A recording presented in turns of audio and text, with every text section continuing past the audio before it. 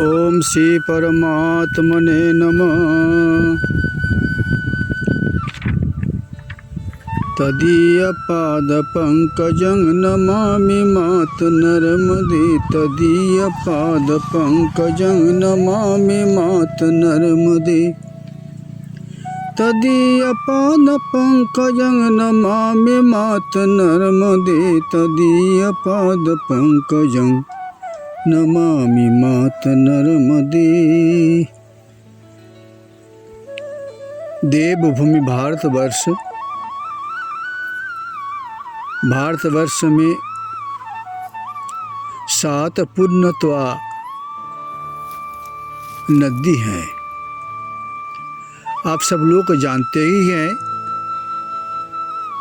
गंगे च यमुने चैव गोदावरी सरस्वती नर्मदे सिंधु कावेरी जलेस्मिन् सन्निधिं कुरु। गंगा जी, यमुना जी, नर्मदा जी। नर्मदा जी के किनारे लोग तपस्या करने के लिए आ जाते हैं। शूलपाणेश्वर झाड़ी देखने के लिए इच्छा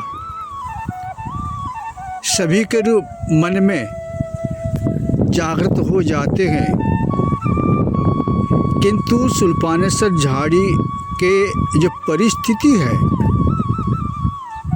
पुराने समय के परिक्रमवासी नहीं तो साधु संत नहीं तो पुस्तक में लोग जब सुनते हैं तो मन में एक प्रकार के संशय, भय,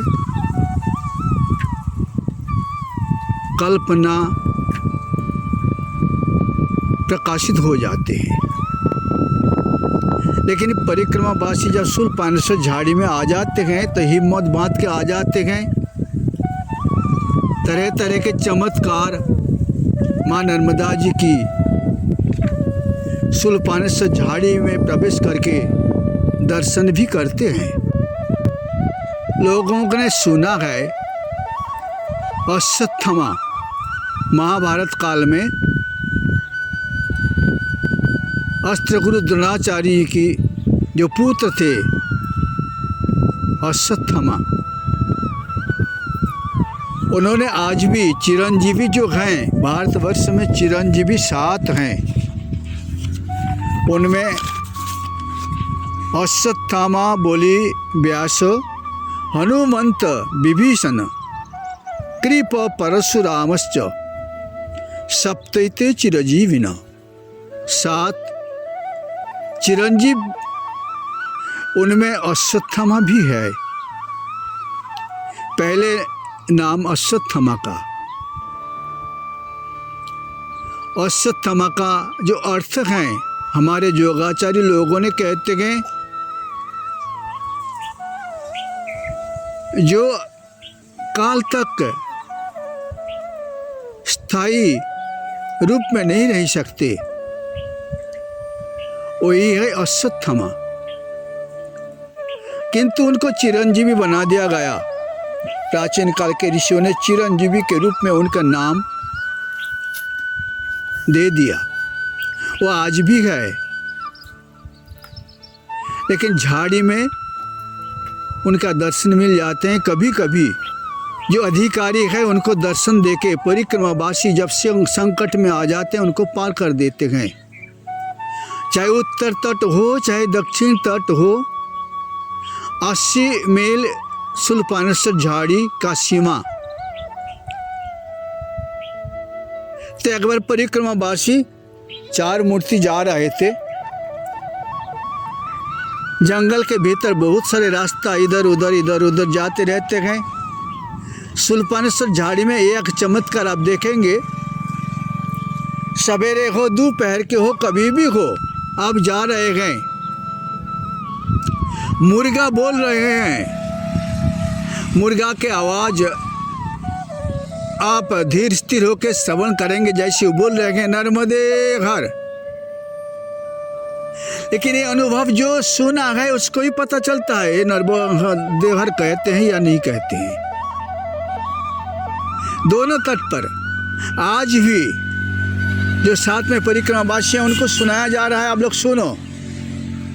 मुर्गा नर्मदे हर बोल रहे हैं, सुनो। जैसे कोयल, जैसे तोता को सिखाते हैं राम नाम, राधे कृष्णा, इसी प्रकार यहाँ पर भी मुर्गा ये बड़ी विचित्र चमत्कारी हैं। आप ये भी कह सकते हैं तुम्हारा कान ऐसी हो गया इसलिए तुम नर्मदे सुन रहे हो। बोले नहीं, हम सुना हूँ। आप भी इसी प्रकार भावना लेके सुरपानेश्वर झाड़ी में आएंगे तो आपको वही अनुभव होगा जहाँ मुर्गा यहाँ पर बोल रहे हैं नर्मदे हर। और एक चमत्कार एक है, यहाँ के छोटे छोटे बच्चे लोग जो माँ के गोद में बैठे हैं, आधी आधी बोली बोल रही हैं, वो भी नर्मदे हर करते हैं, जो आपको शहर में भी नहीं मिलेगा, दूसरी जगह में नहीं मिलेगा, सुरपानेश्वर झाड़ी में मिल जाएगा। छोटे छोटे बच्चे लोग, भील मामा लोग, भील मामी लोगों ने रोटी बना के सबको खिलाना चाहते हैं, जो खाओ। आटा, गेहूं का आटा नहीं मिलेगा, यहाँ मक्का का आटा मिलेगा, ज्वार बाजरा ये मिलेगा। एक रोटी खा नहीं पाएंगे आप, आपका पेट भर जाएगा, ज़्यादा हो जाएगा एक रोटी में। ऐसी रोटी बना के मामी लोग आपको खिलाती हैं। अश्वत्थामा अभी भी है। एक बार परिक्रमावासी जा रहे थे, चलते चलते जहाँ तहाँ रास्ता फूटा हुआ है, जो रास्ते में जाना था नर्मदेगर बार बार कहने लगे, लेकिन कोई भी आवाज़ नहीं मिलती। उन लोगों ने एक रास्ता पकड़ लिया, लेकिन जो गलत रास्ता, सामने बिहड़ वन मिला। कुछ दूर जाने के बाद जंगल में फंसे गए, अनुभव किया फंस गए। ठीक है, माता जी को दाहिना तरफ अपने को रखना है और आगे बढ़ना है।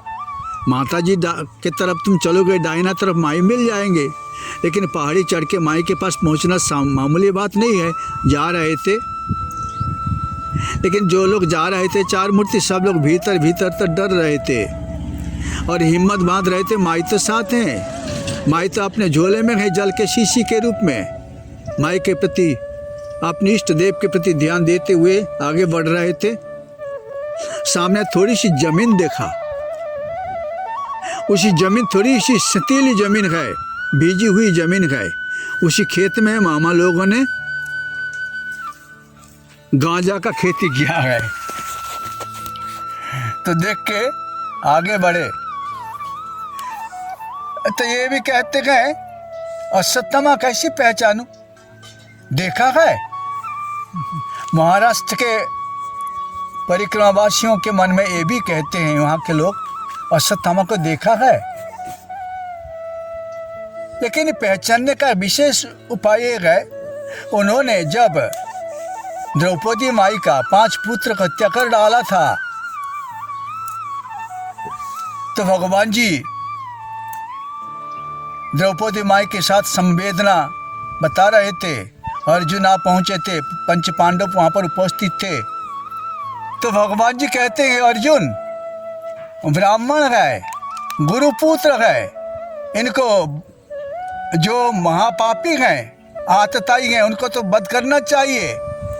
फिर ये भी कहते हैं ये ब्राह्मण है, इनको वध नहीं करना चाहिए। तो समाधान ये पहुंचा, उनके मस्तक पे जो मोनी था, मोनी को काट लिया और मृत्यु के बराबर है। तो वही मस्तक में जो मोनी है उसके ऊपर लाल फेट्टी बंधा हुआ है। लेकिन जो जुबा आया था रास्ता बताने के लिए, उसके मस्तक के ऊपर एक फेट्टी बंधा हुआ है, लाल फेट्टी। वही पहचान विशेष है। और दूसरा एक है, केवल अश्वत्थामा नहीं, कहीं कन्हैया जी, कहीं शिव जी, कहीं राधा जी किसी को दर्शन देने के लिए आए हुए हैं, उनको बता रहे हैं कि जब चले जाते हैं उनकी ही भावना आपके हृदय में प्रकट हो जाएंगे। अश्वत्थामा तो नहीं है, अरे कन्हैया तो नहीं है, अरे शिव जी तो नहीं है जो मुझे दर्शन दे के निकल के चले गए। अनेक रूप आया विष्णवे प्रभ विष्णवे। वही विशेष पहचानने की बात है। दूसरा तो भगवान जाने। हरिओम हरिओम।